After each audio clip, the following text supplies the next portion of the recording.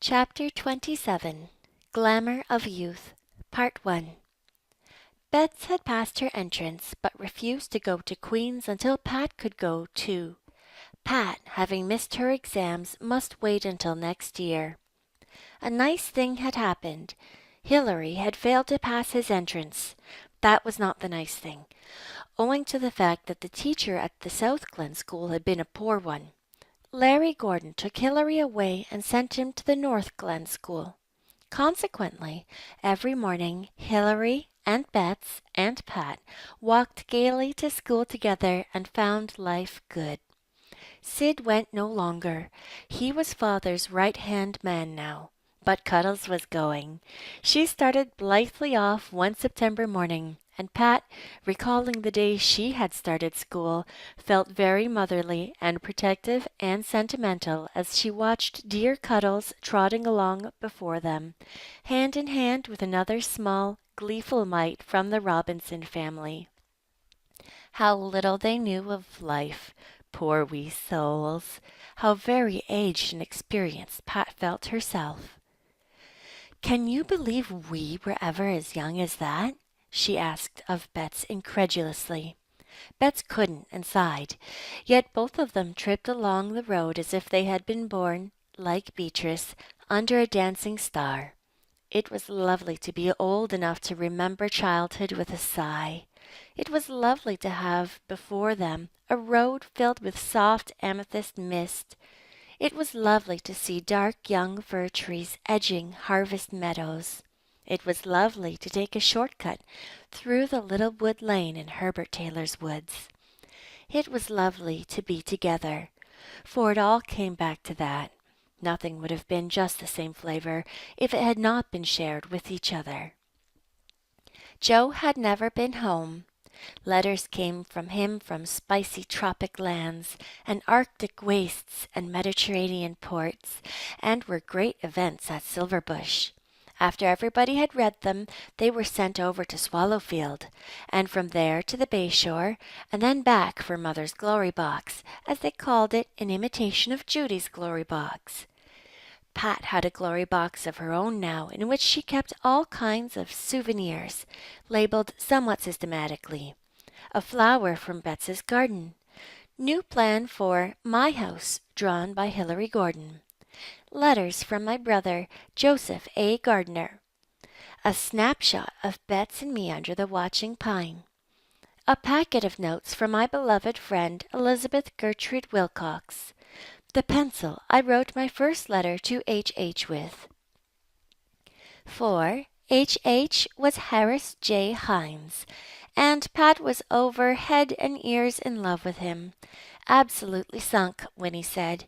It had happened in church, one dull November day, when the moan of an eerie wind sounded around the tower, and Pat was feeling sad for no earthly reason than that it pleased her to feel so.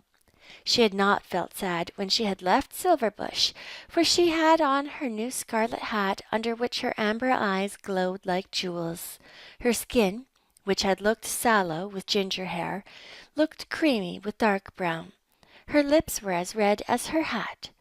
Oh, and isn't that chic now?" said Judy admiringly. "I never saw anything chicker. Patsy Dadlant," said Judy. "The beaux will soon be coming." Pat tossed her head. "I don't want beaux, Judy." Every girl should have a few beaux, Patsy. Sure, and it's her right. And so I do be telling old Tilly Taylor last week when she was saying she didn't hold with beaux. Either they manes nothing, or they manes too much, says she, but what she was maning herself, the good man above only knows, and maybe he'd be puzzled. "Anyway, they don't call them beaux now, Judy. That's old-fashioned. It's boyfriends now." "Boyfriends, is it? Patsy, my jewel, some day you'll be finding the difference atween a friend and a beau." Pat and Bets were both pleased to be a bit sorrowful during that walk to church. They confessed they felt old. November was such a dreary month. "Oh, Bets, the years will just go round like this, and changes will come. You'll marry someone and go away from me. Bets, when I think of it, I couldn't suffer any more if I was dying. Bets, I just couldn't bear it. I couldn't either, said Bets in a broken voice. Then they both felt better. It was wonderful to be young and sad together. Part 2.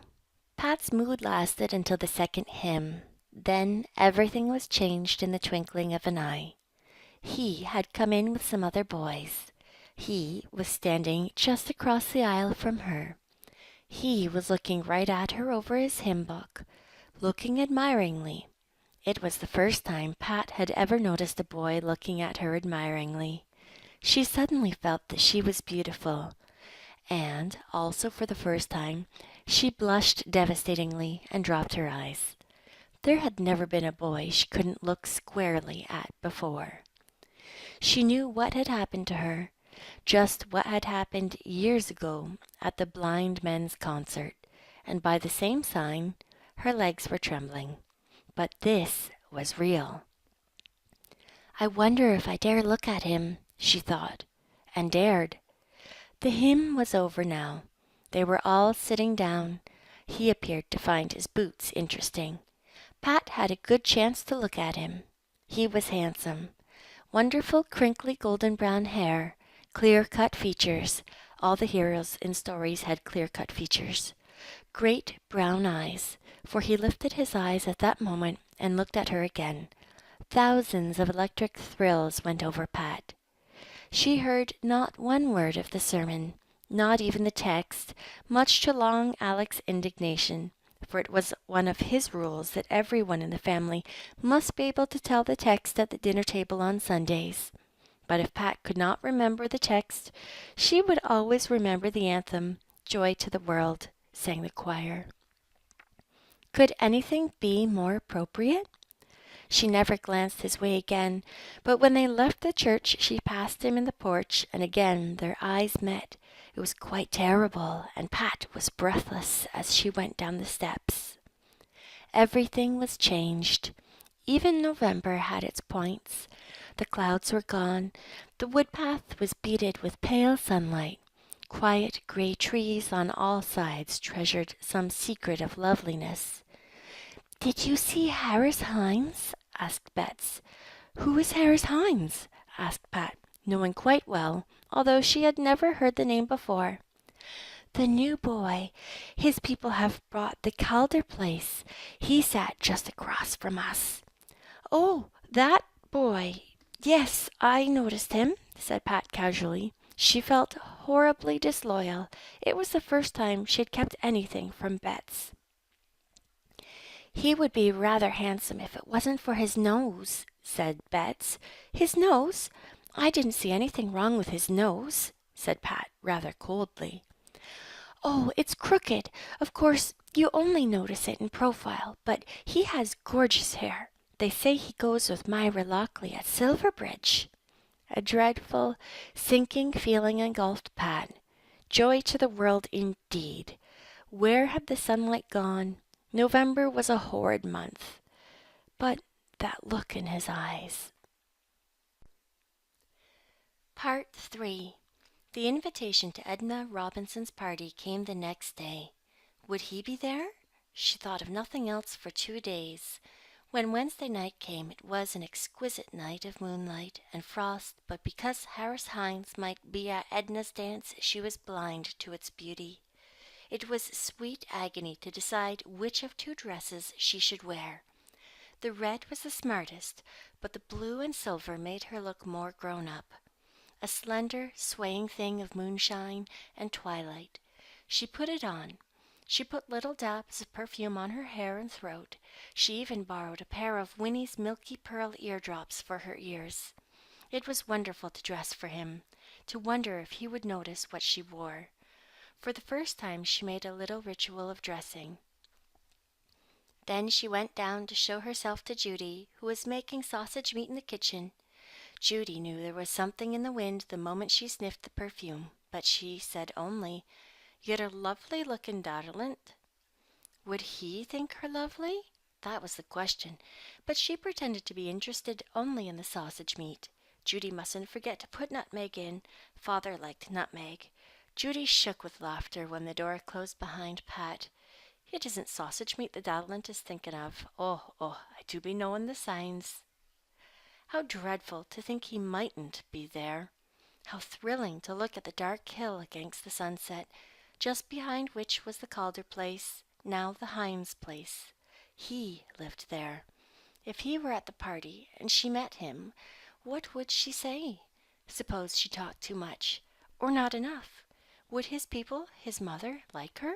She heard not a word that Sid and Betts said, but when May Binney, seeing the blue and silver dress for the first time in the Robinson guest room, said, "That's the new shade they call twilight, isn't it?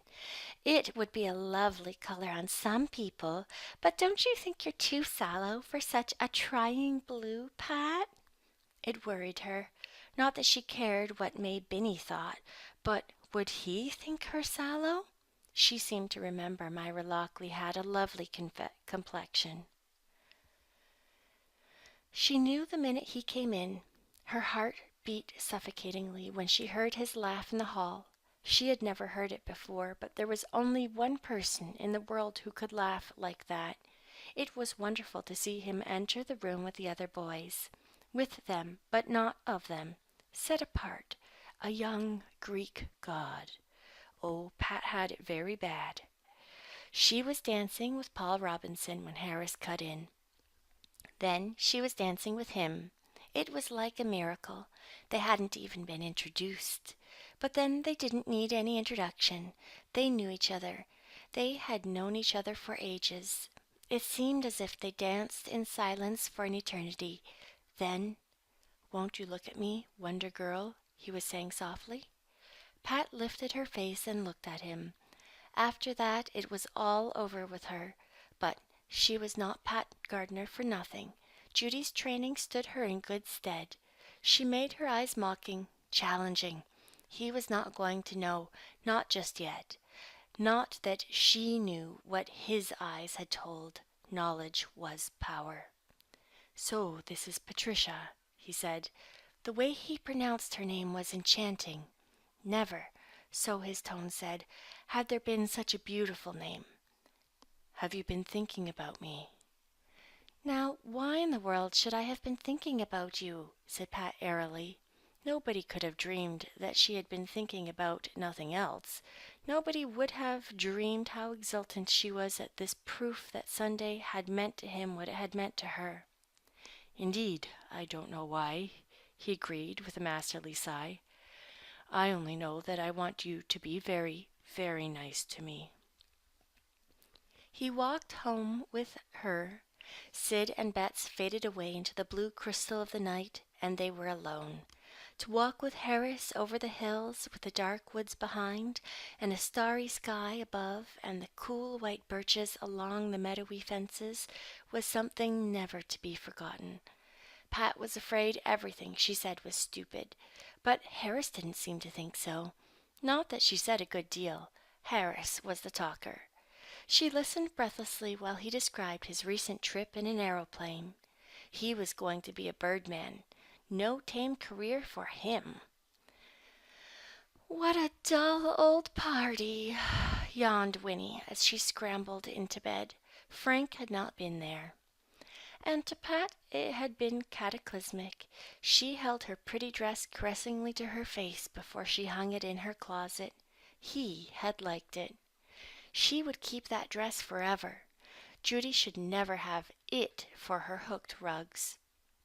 She put the flowery paper serviette he had spread over her knee at supper in the glory box, smoothing and folding it with reverent fingers. She lay awake until the pale golden dawn came in, recalling all he had said and saying it over again to herself. She worried for fear she had been too stiff. Perhaps he wouldn't understand. Judy always said to give them the fun of a chase, but Judy was old-fashioned. When she wakened to find the sunshine raining all over her bed, she wondered how anyone could be unhappy in such a world. She could never feel sad again.